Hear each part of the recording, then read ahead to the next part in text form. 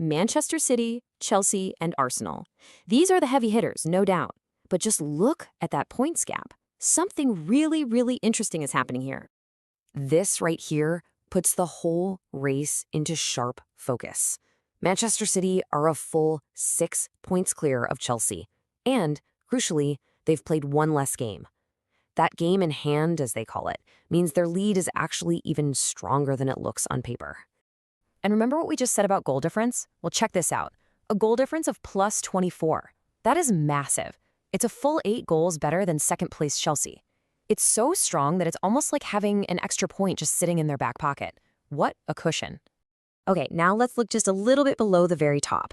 The title might be out of reach for some of these teams, but the next prize is absolutely massive, a spot in the UEFA Women's Champions League.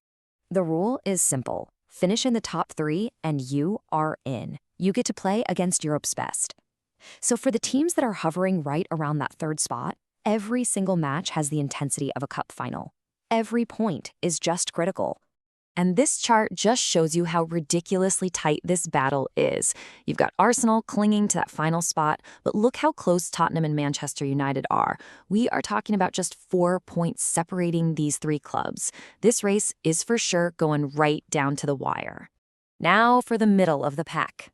These teams, they might not be challenging for the title, and they might not be fearing immediate relegation, but that does not mean there's nothing to play for. Far from it. I mean, look how congested it is right in the middle of the park. It's a total logjam. Brighton's leading that group for now, but look, Aston Villa and the London City Lionesses are locked together on 16 points. For these teams, a good run of form means climbing the table, but a bad one could easily drag them down into the fight below. Okay, now we move to the most nerve-wracking part of the whole table. This isn't about glory anymore. This is purely about survival. This is the relegation dogfight.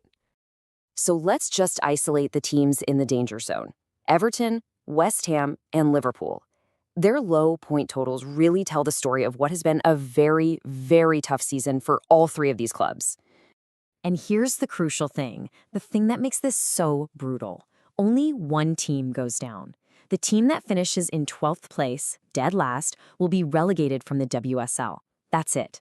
This makes the fight at the bottom unbelievably intense. There is no safety net. And this single number, wow, it tells the most painful story in the entire league. 0. That's how many wins Liverpool have this season. They're currently in that 12th position, and they haven't won a single game, which is 4 points from 12 matches. The pressure on them must be absolutely immense.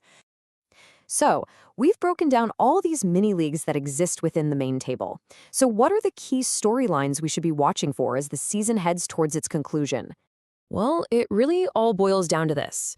At the very top, Manchester City are in complete control. It feels like the title is theirs to lose. Just below them, you've got this incredible 3-way battle for that last European spot. And at the bottom, it is just a desperate, high-stakes fight for survival. Which leaves us with a really big question for the rest of the season. With that game in hand and that massive goal difference, is it even possible for Chelsea or Arsenal to catch Manchester City? Or is this title race already over? And maybe the most dramatic question of all, who will survive the drop?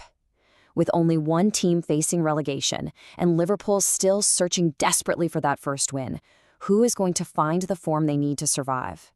The answer to that is going to be written on the pitch in the coming weeks.